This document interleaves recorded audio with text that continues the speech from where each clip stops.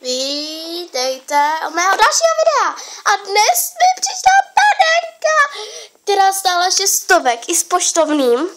Dohromady 7, protože jako ona je úplně úžasná koči.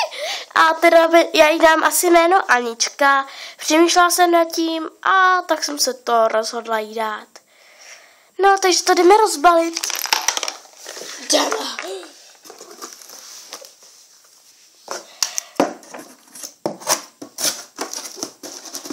Ježiši. To je ona. Ježišmarja, to je úplně úžasná, jako, ona je parádní. Ta paní je tak hodná. Ona mi sem dala i takovou krásnou tašku. Ta paní prodávala za 600. A jako ta taška k tomu byla zadarmo. Ta taška je úplně krásná. Tak fakt děkuju za tu tašku, paní. Jste to vážně dobrá, paní, hodná. Takže to je fakt úžasná taška. Jako, fakt děkuju. Tady jsem rozbalovala ty pečupáky, co mi dala paměťka. A teď jdeme na to paní. Tak, já je opatrně sundám. Tak, ona má i obleček. Králice pryč. Ono to je polská panenka. Podívejte na ní, je krásná. Jako, tak nevypadá, zatím já ji rozbalím. Ježiši, já mám Vánoce. Fakt, já mám asi Vánoce.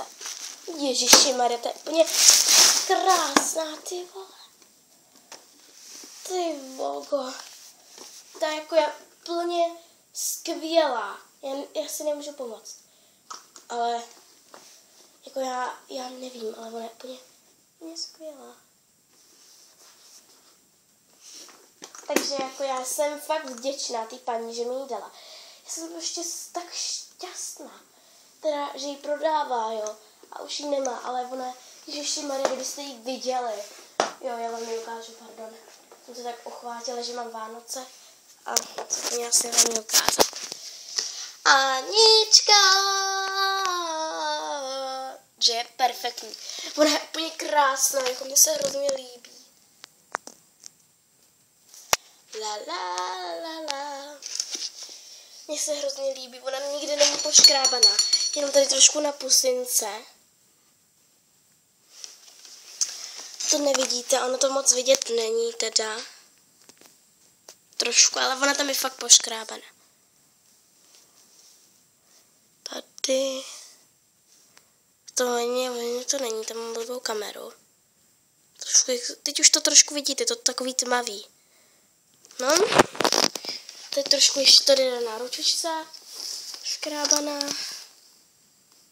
A to ničemu nevadí. A teda tady má takhle šatičky vzadu.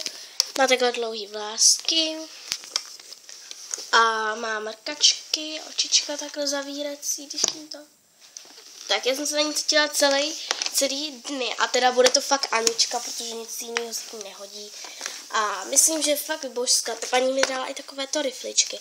A dá se tam něco dát do kapsičky, tam je fakt kapsička. Tak.